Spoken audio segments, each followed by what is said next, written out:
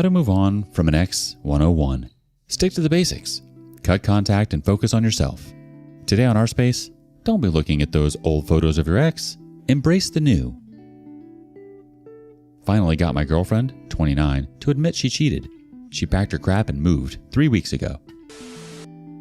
There was many red flags that led up to this point, and I could likely write a novel on my situation, but I will spare the details.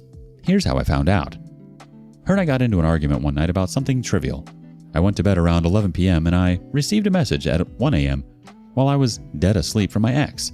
She said she was going for a walk. I woke up about 4 in the morning when she finally made it back into our bedroom. I was too tired to care, and I went back to sleep until I woke up later in the morning. She had slept in until about 1 in the afternoon. She also intentionally avoided leaving and returning through our front door, where I have a doorbell camera installed, likely to avoid giving me a timestamp on her whereabouts. When she finally woke up, I asked her about her walk, as it was totally out of character. No good things happen at 1 a.m. She wouldn't tell me who she was with, and I could clearly see she was making up a story on the spot. She later told me that she opened to somebody, coworker, about how she was unhappy in our relationship and disclosed a little too much information that should have been obligated to discuss with me. This dude apparently walked her home and offered to kiss her. She said she declined the offer. She maintains this part of the story as truth. But my trust was already broken at this point. As weeks passed, I would bring up the story and the details would change, and she told me she was going to move back home.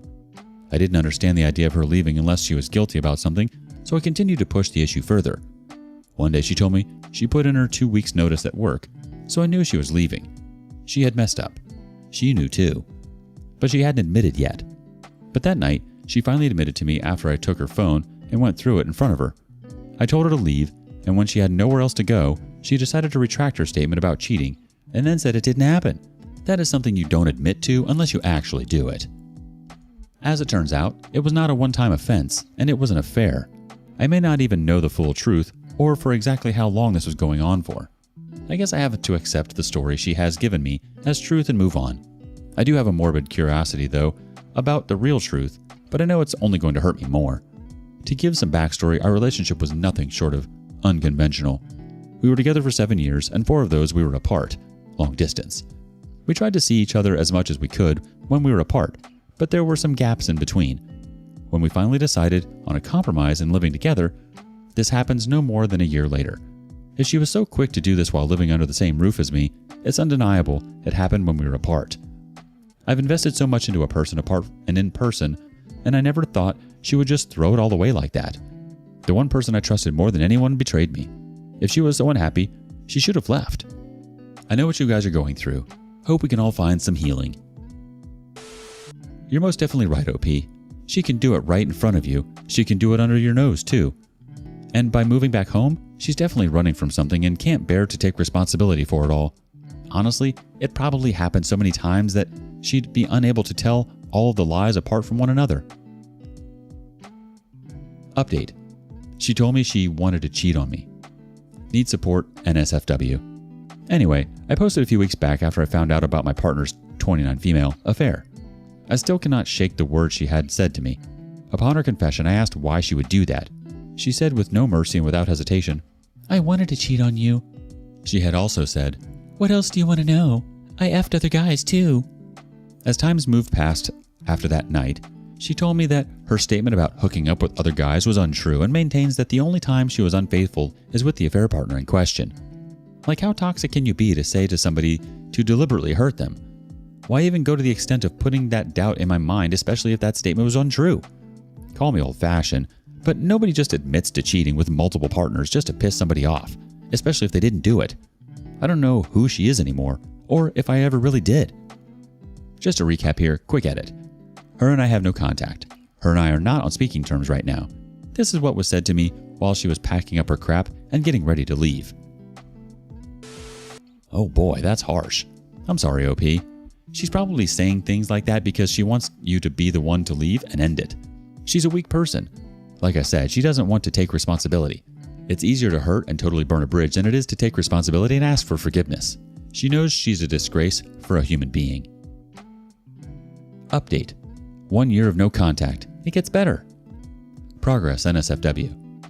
Long post warning. I have successfully not given any sign of life to my ex and haven't heard a peep from her in exactly 1 year to the date. I can only assume the milestone resonates much more to me, as dates have always had some sentimental importance to me, and considering I was the betrayed, blindsided partner in this matter. I doubt she has given any thought to the length of time spent without contact with me. Plus, I highly doubt she sees today as a milestone for herself either. Then again, I don't know. I guess it shouldn't matter to me what she is thinking, but some days I still can't help it. Going this far without speaking to somebody you legitimately loved and cared for is a painful and long journey in introspection. Additionally, being abandoned under the veil of cheating and infidelity is another mind F of its own. My ex literally left me all alone. Within 3 days of unearthing her love affair, all her crap was packed and she was out the door only to run back to her home state. There were the obvious arguments and blow-ups afterwards, but then I left her with silence. For my own sanity, I blocked her on every single platform possible. Facebook, Insta, Snapchat. I blocked her on WhatsApp, blocked her on Netflix, SoundCloud, and even effing Venmo. I took it a step further and blocked any other point of contact with her, whether it was her family or even her close friends. I refused to give her or anyone affiliated with her the luxury of creeping on my life. Unless there's a chance of reconciliation, some family or living circumstance that needs attention, and or say you and your ex got off on good terms. By all means, reach out if you need to. If you were betrayed, cheated on, lied to, abused, or gaslighted into believing you were responsible for their F-up, stay no contact for life. There are different stages to grieving, as we all know, but I feel they don't always show in step-by-step order. A year later, there are still days I feel angry and other days that I feel happy. There are days I feel like I have accepted her as gone forever, and there are days I sit on denial. There are days I question how she's feeling or even if I cross her mind at all. There are days I sit and wonder if she actually feels sorry for how she left me. There's even a morbid, sinister hope that she at least maybe felt empty or felt like total complete crap with my absence in her new life. After all, that is how she made me feel. The thing to remember is that no contact is for the individual. It's hard to view yourself as an individual after you break up with someone. You're no longer a pair. You're single. I've explored several forms of coping with that new reality. I tried therapy. It did help, but sessions become stale. I tried a bit of recreational misbehaving and drinking, and even random Tinder hookups. I can assure you that none of that crap is going to get you over somebody 100%. You're always going to love somebody to some extent. I'm at a point in my healing where I realize the only thing that matters is establishing a better relationship with myself. Recognizing your faults is vital as well. I was cheated on, but that doesn't make me a victim or guilt-free. I wasn't perfect either, and there was a lot of contributing factors from myself that led up to the demise of my past relationship. Relationships require communication, and unfortunately the lack thereof can turn your relationship upside down real quick. I still miss her, and I always will love her, but unfortunately I can only give that from afar.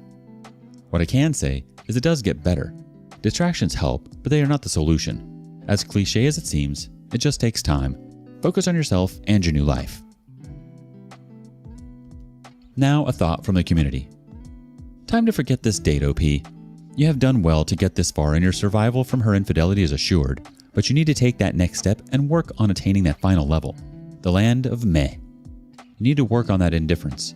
You need to let go of that last little bit of her that resides in your psyche. That bit about, I still miss her and I will always love her. It's so vitally important to your future that you let that part of it go. You need to do it for you. You need to do it for your future. You need to be able to pass this day next year with no thought at all. In a year's time, you just want it to be Tuesday, better than last Tuesday, and not as good as next Tuesday, but just a normal Tuesday with no recognition that it was the day. What the comment says is true, OP.